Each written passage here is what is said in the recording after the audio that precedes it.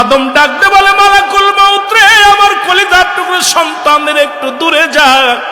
তাদেরকে ঘর থেকে বাইর করে দিলেন। ও মুসলমান শুনে নাও, একটু পরে আদম আলাইহিস সালামের রূহটা বাইর হয়ে গেলেন। এই দুনিয়া থেকে আদম আলাইহিস সালাম চিরবিদায় হয়ে গেল। মুসলমান শুনে নাও, আদম আলাইহিস সালামের লাশখানা পড়ে থাকলো। ছেলেরা কান্নাকাটি জুড়ে দিল, কিন্তু কি করবে?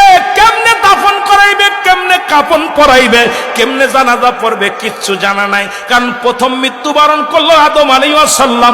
এই মানব জাতির প্রথম মৃত্যুবরণ করলো আদম আলাইহিস সালাম। এখন আপনাদের প্রশ্ন থাকতে পারে, ভাইজান আদমের ছেলে তো আগে মারা গেছে। হ্যাঁ গেছে। ওই হাবিল কাবিলের ঝগড়া আপনারা সবাই জানেন। ওই দৃশ্য তো আর আদমের ছেলেরা জানে না। কেমনে মাটি দিয়েছিল, কেমনে তার দাপন করেছিল, কেমনে তার কবর খুঁড়েছিল, কেউ তো জানে না। কিন্তু আদমের বংশের মধ্যে প্রথম মৃত্যুবরণ করলেন আদম আলাইহিস সালাম।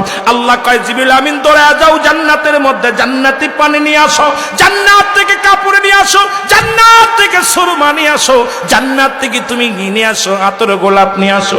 আর তোমরা গোসল করাইবা, জানাজার নামাজ পড়বে। শীশ আলাইহিস সালাম যেহেতু দুনিয়ার মধ্যে পাঠাইলাম প্রথম মানুষ হিসেবে, ওই মানুষটার জানাজা পড়বে নিজের কৌরজ্জত সন্তান। ও মুসলমান শুনে নাও, জোরে জোরে চিল্লায়া বলা যাবে না মারহাবা।